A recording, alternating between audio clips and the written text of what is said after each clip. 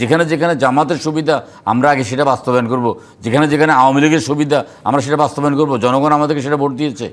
আমরা তো রাজনৈতিক দল হিসাবে আমরা আমাদের সুবিধা তো দেখবই। জুলাই সনদের স্পিরিট তো আমরাই সবচেয়ে বেশি ধারণ করছি, কারণ জুলাই সনদের জন্যই তো আমরা 17টা বছর আমাদের জীবন বিসর্জন দিয়েছি। প্রশাসক নিয়োগ নিয়ে যে সমালোচনা আছে সেখানে সারাওয়াত তুষার বলেছেন যে একজন যোগ্য লোক যদি ভিন্ন রাজনৈতিক মতাদর্শের হয় তাহলে আসলে তাকে নিয়োগ দেওয়াতে মানে সমস্যাটা কোথায়, প্রশ্নটা কেন?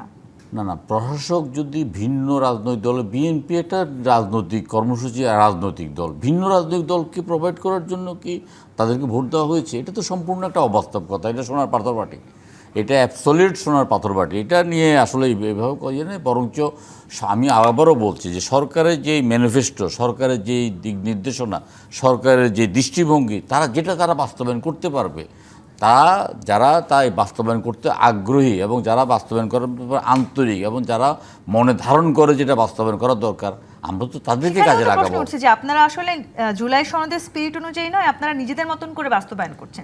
জামায়াত ইসলামী সহ 11 জুলাই সনদের স্পিরিট তো আমরাই সবচেয়ে বেশি ধারণ করছি, কারণ জুলাই সনদের জন্যই তো আমরা 17টা বছর আমাদের জীবন বিসর্জন দিয়েছি।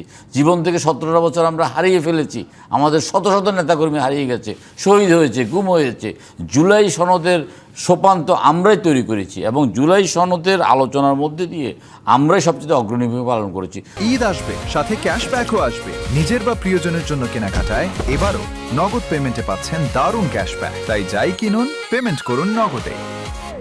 দেখুন, জুলাই সনদটা কি? জুলাই সনদের 84টা দফার মধ্যে বা 84টা এজেন্ডার মধ্যে তো 68টাতে আমরা সবাই একমত আছি। যে 16টার মধ্যে দ্বিমত আছে, সবগুলো যে বিএনপি দ্বিমত করেছে এমন না, দ্বিমত অন্যান্য রাজনৈতিক দলগুলো করেছে। আমরা যে 68টা আমরা বাস্তবায়নের পথে আছি। যেমন জুলাই সনদের 84-র মধ্যে একটা আছে ফরিদপুর আপনার কুমিল্লাকে বিভাগ করার, ওই ধরনের কথাও আছে। তো সেটাও আমরা বাস্তবায়ন করব। বিচারপতি নিয়োগ হতে আরম্ভ করে রাষ্ট্রপতির আপনার ফাঁসির আসামিকে ক্ষমা প্রার্থনা হতে আরম্ভ করে প্রধান বিচারপতি নিয়োগ, তারপরে আপনার তত্ত্বাবধায়ক সরকার, এগুলো সবগুলো আছে।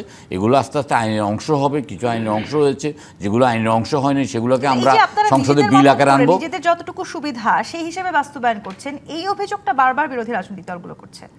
যতটুকু সুবিধা আমি বুঝি না জিনিসটা। বিএনপি যেখানে যেখানে সুবিধা, শুধু সেই জায়গাগুলোকে বাস্তবায়ন করা হচ্ছে। বিএনপি আসলে যেই জায়গাগুলো, তাহলে কি আমাদের দায়িত্ব হলো যে যেখানে যেখানে জামাতের সুবিধা আমরা আগে সেটা বাস্তবায়ন করব, যেখানে যেখানে আওয়ামী লীগের সুবিধা আমরা সেটা বাস্তবায়ন করব। জনগণ আমাদেরকে সেটা ভোট দিয়েছে।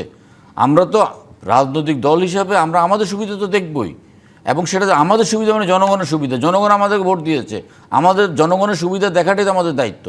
এবং যারা জনগণের সুবিধা দিতে পারবো আমরা তাদেরকে নিয়োগ দিচ্ছি। এবং আমরা এখানে দেখেন, এই যে 17 বছর সরকার পরিচালনা করেছি, কতজনকে আমরা বাদ দিয়েছি, কতজনকে আমরা ওএসডি করেছি? আমরা সেটা করি নাই। এর আগে দিয়ে 116 জন ছিল আপনার অতিরিক্ত সচিব। 116 জন জায়গায় 600 জনকে প্রমোশন দেওয়া হয়েছে এবং বিনা কারণে তাদেরকে বসিয়ে রাষ্ট্রের বেতন দেওয়া হয়েছে। সেখান থেকে সরিয়ে এসে আমরা প্রশাসনকে একটা গতিশীল প্রশাসনে পরিণত করতে চাচ্ছি।